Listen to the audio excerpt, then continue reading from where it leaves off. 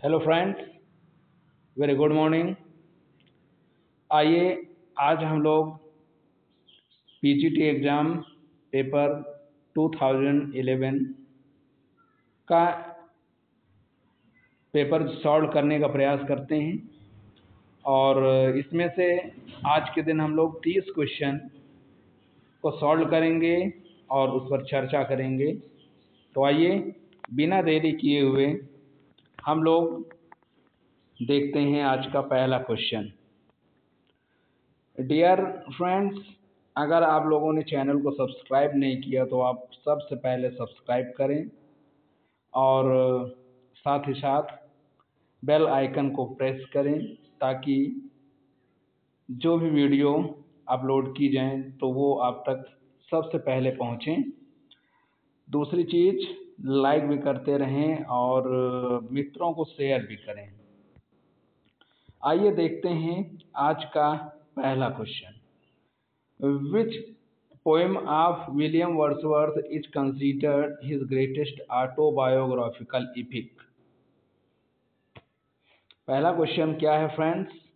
Which poem of William Wordsworth is considered his greatest autobiographical epic? अर्थात William Wordsworth की वो कौन सी poem है जिसको उनकी महानतम ऑटोबायोग्राफिकल एपिक माना जाता है? क्या गिल्ट एंड सारो है, या प्रेल्यूड है, या एक्सकर्जन है, या पीटर बेल है? तो करेक्ट आंसर जो है वो ऑटोबायोग्राफिकल एपिक इनका क्या है? द प्रेल्यूड, जो 1805 में ही कंप्लीट हो गई थी, लेकिन ये पब्लिश हुई थी 1850 में। After the death of William Wordsworth it was published by Mary Hutchinson, the wife of William Wordsworth. इसी पोइम को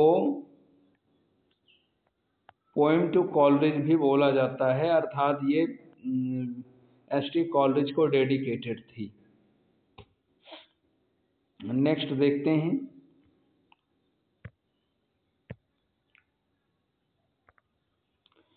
In which poem does Wordsworth write, "Come forth into the light of things, let nature be your teacher"?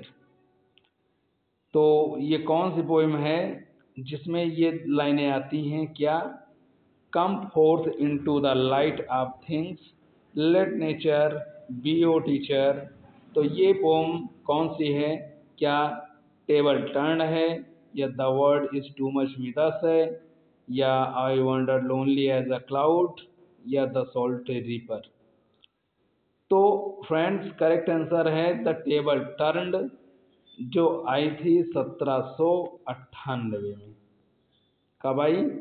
1798 में आई। इसका जो रीम scheme है वो ABAB है और साथ ही साथ इसमें टोटल 32 लाइन्स हैं। Next,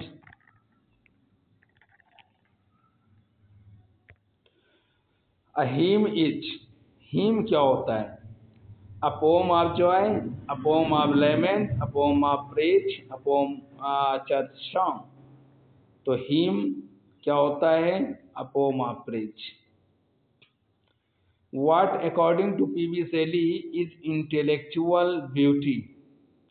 P.B. Shelley के अनुसार इंटेलेक्चुअल ब्यूटी क्या होती है? द ह्यूमन माइंड ड्रीमिंग, या रीजन पुशिंग अवे इमोशन, या the human mind at work, या the human mind solving political problem? Dear friends, यहाँ पे करेक्ट आंसर क्या होगा? करेक्ट आंसर है ऑप्शन नंबर सी।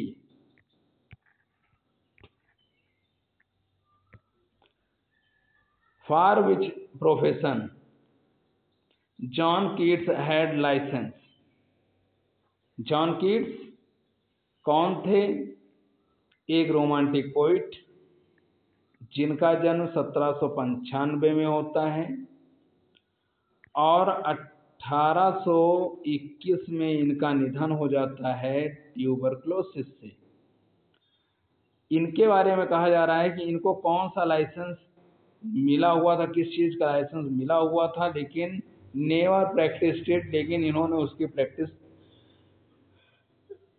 नहीं की। तो करेक्ट आंसर है क्या फार्मासिस्ट या आर्किटेक्ट या लॉयर या इंजीनियर? करेक्ट आंसर है option number A, pharmacist. Which of the following book was translated bye Keats? Keats ने कौन सी बुक का ट्रांसलेशन किया? क्या एनियड या इलियड या ओडिसी या वल्गेट? करेक्ट आंसर है option number A, Aeneid. Next, what cause John Keats death? John Keats के मृत्यु का क्या कारण था? क्या जॉन कीट्स मलेरिया से मरे या ट्यूबरक्लोसिस से या निमोनिया से या टाइफाइड से? तो फ्रेंड्स करेक्ट आंसर है option number B, tuberculosis. Next, who called the Wasteland a music of idea? Wasteland को म्यूजिक ऑफ आइडिया किसने कहा? क्या एलन टेट या जेसी रैनसम या आई ए रिचर्ड या एफ आर लेविस? तो डियर फ्रेंड्स करेक्ट आंसर है option number C, I A Richards called the wasteland what? Music of idea. Next,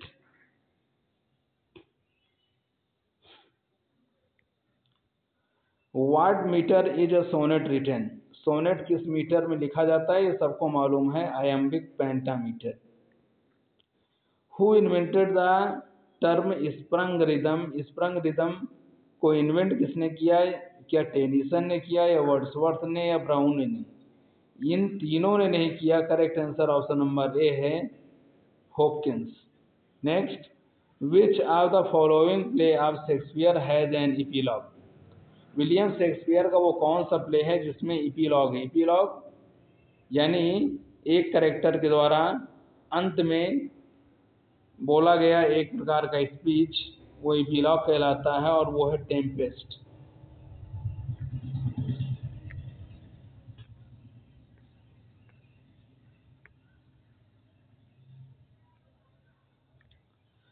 Oedipus complex क्या होता है? A kind of physical element, a father's attraction towards his daughter या a brother's attraction towards his sister या a son's attraction towards his mother? तो Oedipus complex क्या होता है friends? Oedipus complex क्या, इसमें दो ऑप्शन तो आपको पहले ही कट रहे हैं, ऑप्शन नंबर ए और ऑप्शन नंबर सी, ये तो आपके पहले ही कट रहे हैं। अब करेक्ट आंसर यहाँ पर दो में से आपको चुनना है। क्या पिता का बेटी के प्रति जो बढ़ता हुआ लगाव वो कहलाता है ओडिपस कॉम्प्लेक्स, या पुत्र का माता के प्रति बढ़ता हुआ जो प्रेम है वो ओडिपस कॉम्प्लेक्स कहलाता है? तो क्या कहलाएगा? Correct answer option number D, Oedipus complex means a son's attraction towards his mother. Who called Sally a beautiful and ineffectual angel beating in the void his luminous wing in vain? तो ये comment किसका है? इनइफेक्चुअल angel की बात जब आए तो वो आपको लगाना है मैथ्यू आर्नोल्ड, और अगर इनइफेक्चुअल गॉड की बात आए तो आपको लगाना है Swinburne. Who said that Shakespeare in his comedies has only heroines not heroes? किसने ये आरोप लगाया कि विलियम शेक्सपियर की कॉमेडीज में उन्होंने अपनी हीरोइंस पर ज़्यादा फोकस किया है हीरोज की तुलना में। तो ये कोट क्या जॉनसन ने कहा, या रस्किन ने कहा, या कार्लाइल ने कहा, या विलियम हेजलिट ने कहा? करेक्ट आंसर है John Ruskin. Next, the line there is a special providence in the fall of sparrow, ये कोट किस प्ले में आता है? A Hamlet, B Henry fourth part 1, या टेम्पेस्ट, या ट्वेल्थ नाइट? करेक्ट आंसर है Hamlet.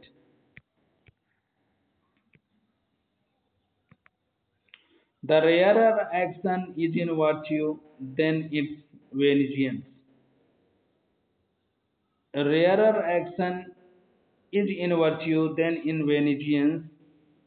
This line occurs in Shakespeare, Hamlet, King Lear, Tempest, या Merchant of Venice? Correct answer option number C. It was told by Prospero. Next, who said Keats was a Greek? किसने कहा था कि William John Keats एक Greek थे?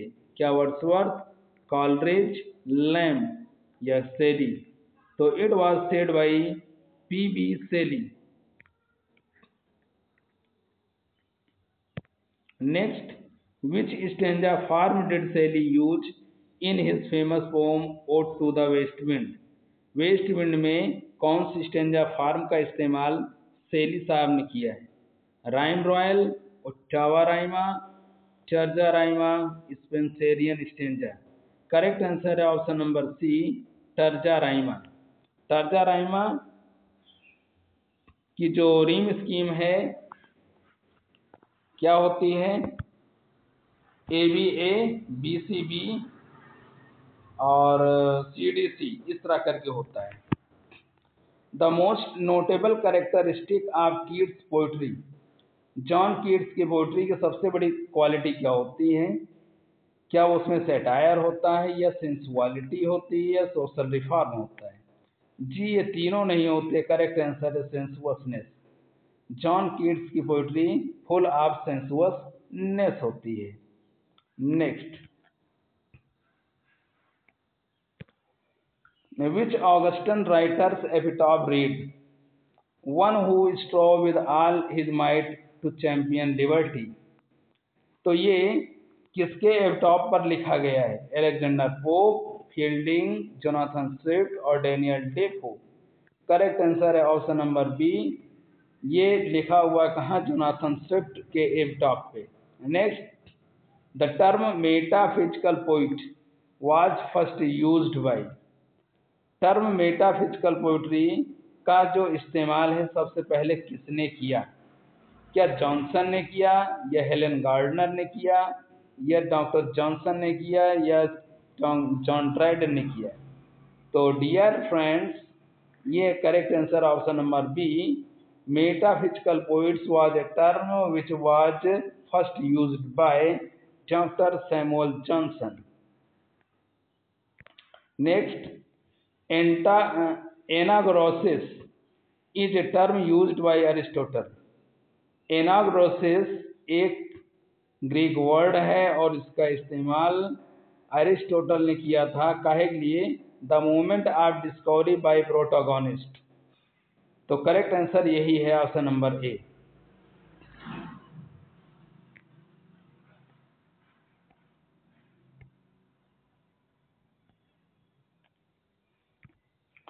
The praise of chimney sweepers is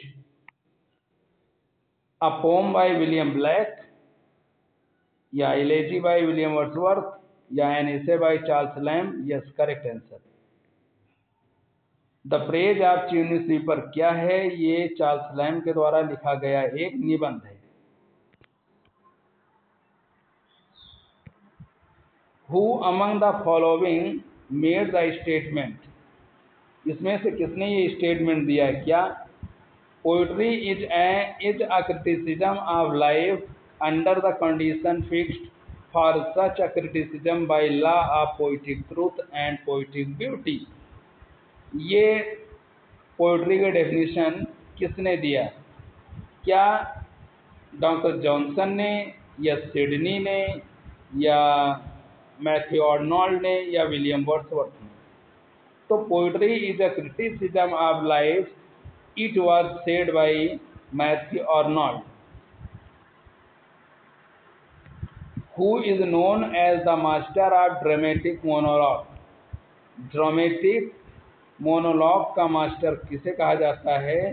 तो ये सभी जानते हैं, रॉबर्ट ब्राउनिंग।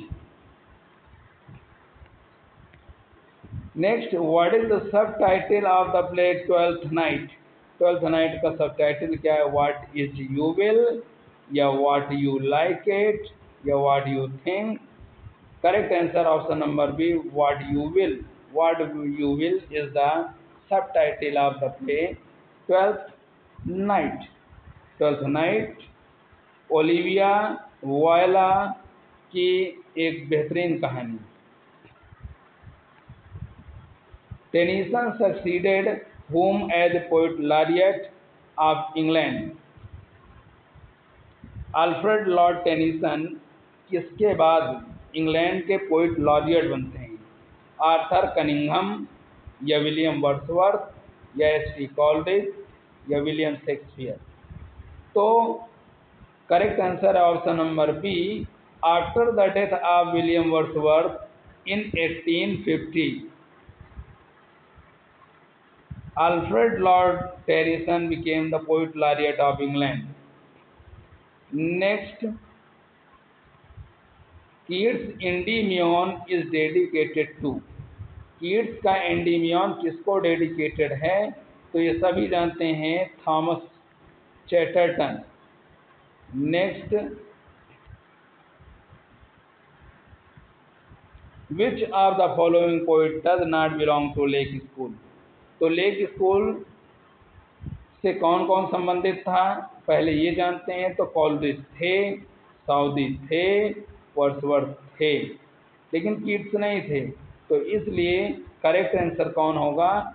वो कीट्स है, क्योंकि यहाँ पे पूछा जा रहा है डज नॉट, नहीं पूछा जा रहा है। तो John Keats lake school of poetry में नहीं थे। और ये है आज का अंतिम question. Tennyson's poem in memoriam was written in the memory of A.H. Hallam, Edward King, Wellington, P.B. Shelley। तो करेक्ट आंसर इसका है Arthur Henry Hallam, who died at the age of 21। कहाँ उनका निधन होता है? वियना में। और तो जो अल्फ्रेड लॉर्ड टेनिसन के बहन के मंगेतर भी थे, और इसलिए अल्फ्रेड लॉर्ड टेनिसन बहुत दुखी हो जाते हैं। He took 17 years to complete this poem. शुरू इन्होंने किया था 1833 में, और कंप्लीट किया जाकर के 1850 के आसपास। तो डियर फ्रेंड्स, आई होप ये सेशन आपको अच्छा लगा होगा, और अगर अच्छा लगा है तो आप लाइक करें और कमेंट करें, और ये भी बताएं कि आगे आप किस प्रकार के वीडियो चाहते हैं, किन राइटर्स पे या किन वर्क पे। तो हम आपको ज़रूर वो वर्क करके देंगे। और बहुत बहुत धन्यवाद। जय हिंद।